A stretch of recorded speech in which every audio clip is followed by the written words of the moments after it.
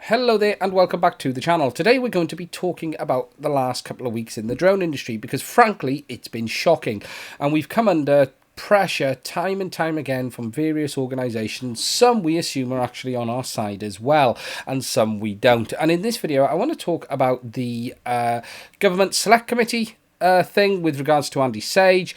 We're going to talk about the BBC and I want to give you guys some information about some of my thoughts on that, having spotted certain bits within the video as well, because frankly it's shocking and entirely biased. And third, I'm going to talk about the new EU regulations as well. Now I don't usually do videos like this, however recently I have been doing a lot more on Twitter and Facebook, as well as being very kindly asked to take part in SUAS News as well with Gary and the gang. And if you haven't, please check those ones out as well. I'll put a link to them in the description of this video.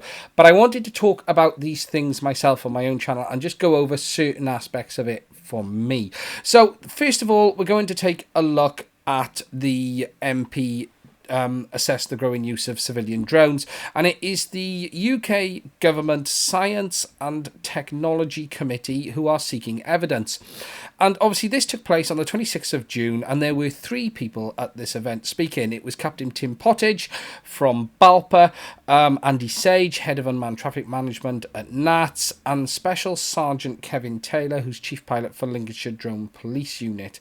Now, overall, I managed to watch most of this live because I happened to be working at home that day. And I saw the whole thing from the beginning, and I actually saw the build-up to the Andy Sage comments, and I was absolutely raving at the point. And in fact, I was one of the first to take to Twitter and vent my anger on this at the time, because I watched it and went, you know what, this is out of order.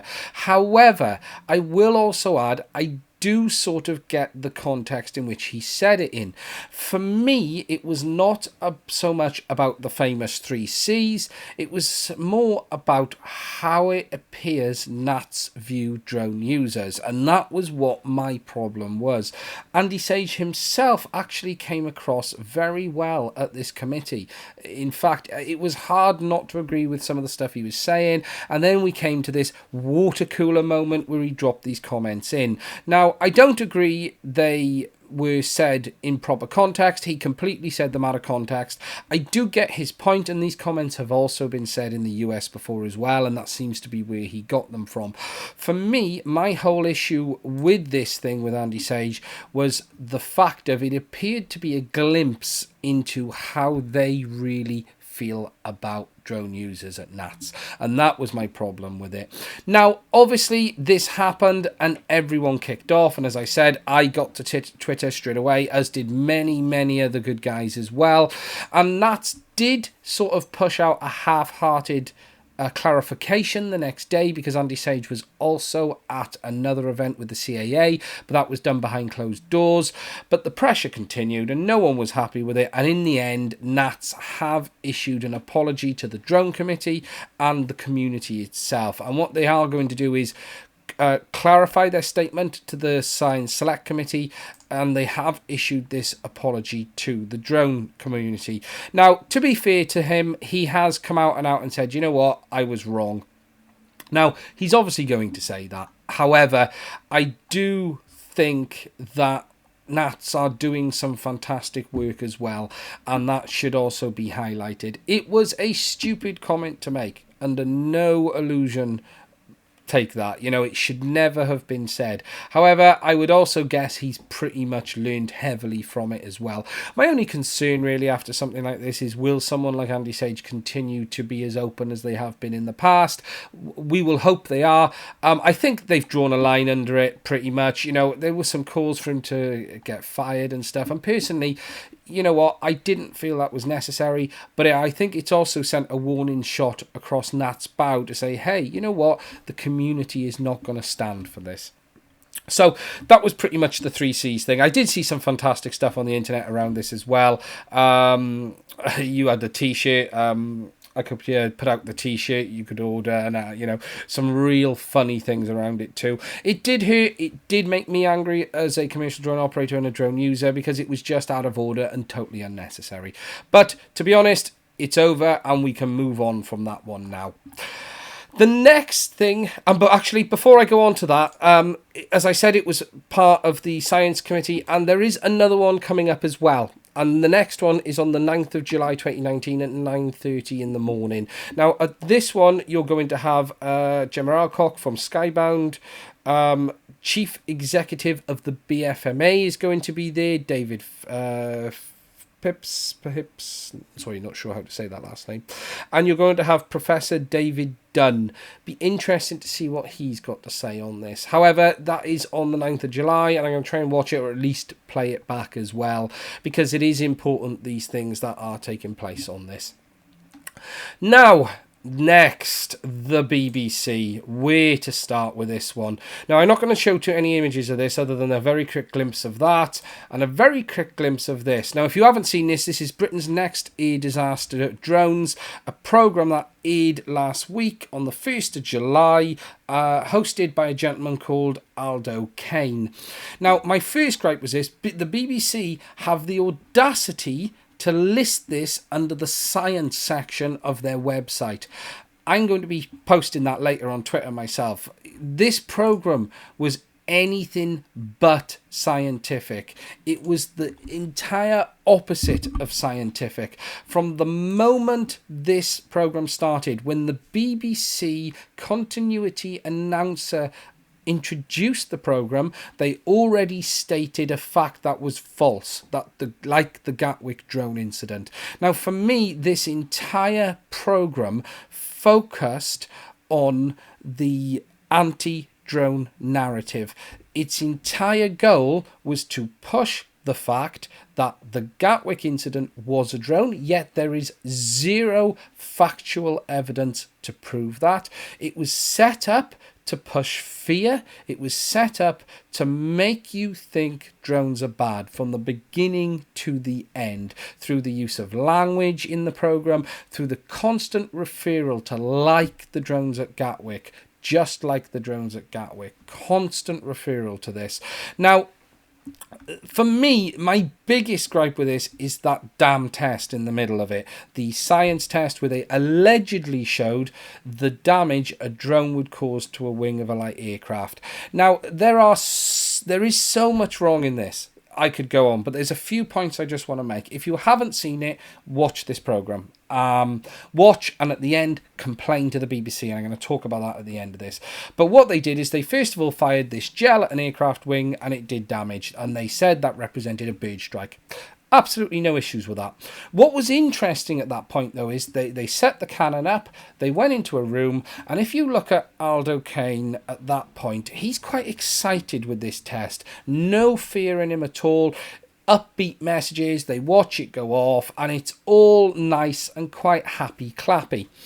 They then proceeded to try and smash up a Phantom, and what was interesting actually, and in doing this they proved something that they've not actually touched on. They took a Phantom 3 and tried to smash it apart with a mallet. It was extremely difficult for them to do it, and it actually proved that these drones will not just break up on impact, because he actually goes on to say how resilient it was, or how difficult it was to take it apart, and actually proved that a drone is not just going to break up into all of these pieces when it hits something. It actually is very, very strong. However, anyway, they dismantled it, they bundled it into a pile, and they put it in this this shoe, I can't remember the exact term they used, to be able to fire it in the cannon, and added 4 what appears to be solid carbon rods, and then poured a load of foam in. Now, they did that, and as I was watching it, I'm thinking, okay, are they just putting that in to hold it all in place? And they didn't. They added 4 solid carbon fibre rods to this thing, and they basically created a missile. Now, I do not understand why these carbon rods were there. What possible reason they were in that, I don't know. If they were trying to represent the frame of an aircraft, even if you were trying to represent the frame of a larger hex or drone, they use carbon tubing, not carbon rods. But no, 4 solid carbon. They may have even been steel. To me, they look like carbon or graphite, but who knows. But they then put all that in, and fired it at the wing. And what was really interesting as you watch this is the whole tone change around this event. As they walked into the room before they fired, he leans forward, knocks the glass and says, "This is ballistic, isn't it?" And you can see his concern as they're doing this. He also then, the shock on his face after the cannon fires, before they've even left the room, already saying words like, "It looks worse, that was much worse." You know, they twisted that event to be shocking, whereas the first one was very happy clappy. "Oh, this is exciting." The second one was deadly serious. "This is protection glass, you know, am I in danger?" And they were just putting that subliminal messages out there to people watching the program. Then as you move towards the damage, you see the missile that they created hit the wing. And the first thing that should be added, they fired this at a wing that had already been damaged by the first attempt. You can instantly see that the skin of the wing has detached from the internal spar. It's no longer structurally solid. However, they continued to fire it and it went through when they went in. And again, the rhetoric at this point was, it is much more damage. You can see as it hits it, these carbon rods literally pierce and push the wing up. It's no wonder there was more damage at this point, because they created a missile. It did not represent a drone. It represented a missile, a item that has been specifically shaped and designed to cause damage, and it does not represent a drone hitting an aircraft wing. Now, as he then leans in and the rhetoric goes on about the damage, two very interesting points are noticeable. The first is he picks something up that looks like, to me, to be an aluminium block. That was not in the aircraft. It does not exist in the aircraft. If they have added that to the mass, that is basically false. It isn't there. They then go on to say that parts have entered the wing deeper than they did in the other test, and they show you a picture through the hole of a motor. Yet if you look closely at this motor, there are no screws in the base. On the Phantom 3, the motor is screwed via the 4 screws in the bottom, and that goes through the plastic into the housing. Those screws were not evident. If that motor was attached to the arm pod, even if the motor had got ripped off from it, it would still have some of the screws left in, yet it didn't. So that implies that motor was again removed from the arm, placed into the foam as a separate projectile. Overall, the test is completely false, total nonsense, not reflective of any true test that you would do on any form of wing. You know, it wasn't a wing of a major airliner, it was a wing of a small aircraft, but even so, the test was done in such a way to show a false amount of damage. It's insane. It is absolutely ridiculous. Then after the test, you see him leave the building. He stands outside and he's still shocked at the amount of damage caused, and goes on to say that it's something like that, you know, this would makes me think or worry about flying. In fact, it makes me not want to fly, something along those lines. So again, it's that narrative to make you think drones are dangerous, this isn't good. Now, my overall thoughts on the program, it's just ridiculous. It's a giant ad for anti-drone technology. Its rhetoric has been specifically done to push anti-drone agenda while saying drones are dangerous. It's constant referring to Gatwick as fact when we know it isn't. There is still no proof to this day that there was an actual drone at Gatwick, yet in this program they keep referring it to it. Now, if you're anything like me and this program made you quite angry, and it did make me very, very angry, get on to the BBC, complain about this program. You can complain to the BBC. To do this, I'm going to put a link to this in the description of this video, but BBC complaints, let's just do that. BBC complaints. I haven't actually done this on this browser yet, so let's have a look. Actually, it's not that one. Complain to the BBC. Ooh. Make a complaint. BBC Fax Complaints Process. So, if you are unhappy with this program, as I am, get on to the BBC and tell them. Tell them you are not happy with this. Now, I'm going to put a link to this in the description of this video. Now, there's been a huge amount of fallout after this, and what's been really good to see, just like in the NATS incident, everyone come together from the community, the drone community, the Facebook groups, Twitter, everyone got onto Aldo and the BBC straight away on this.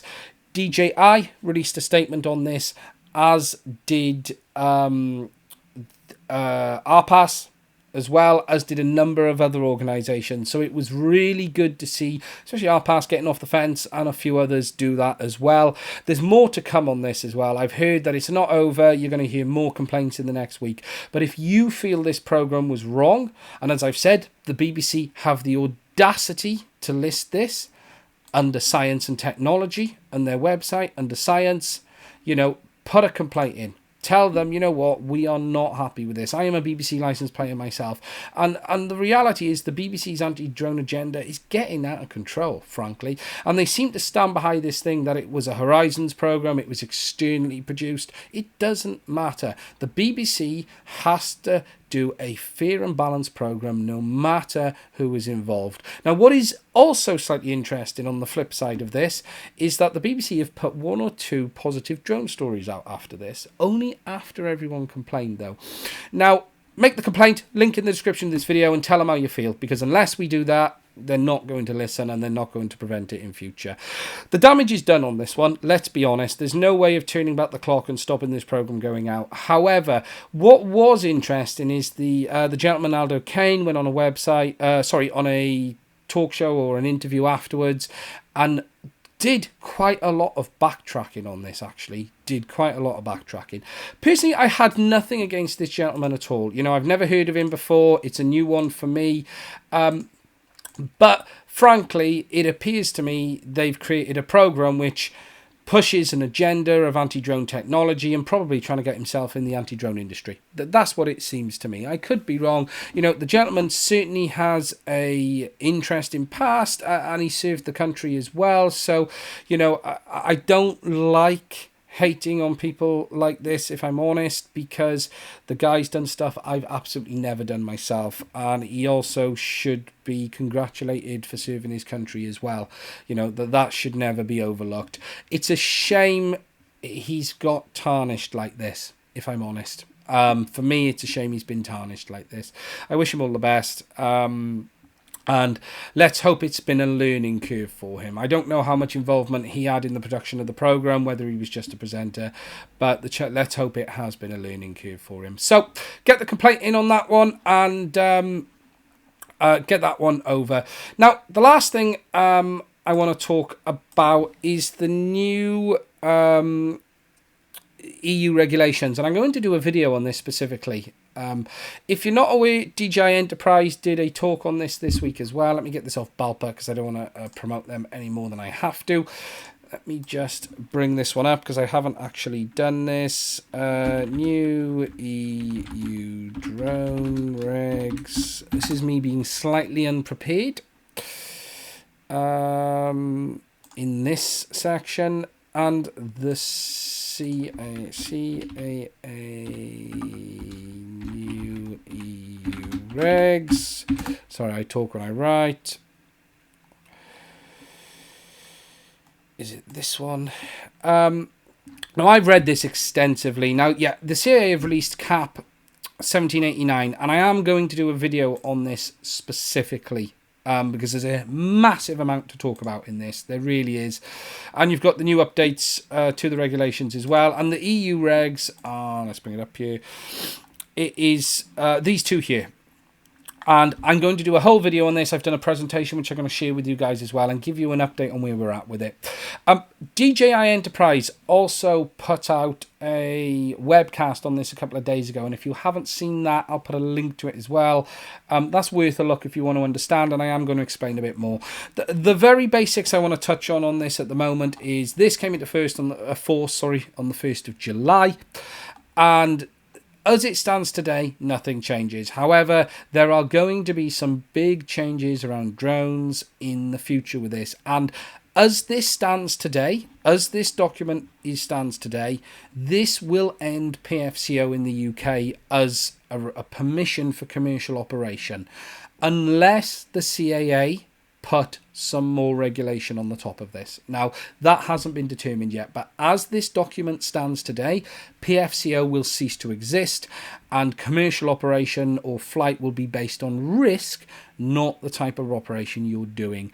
What it will also mean is you will be able to fly closer than people than you've ever been able to fly before, potentially.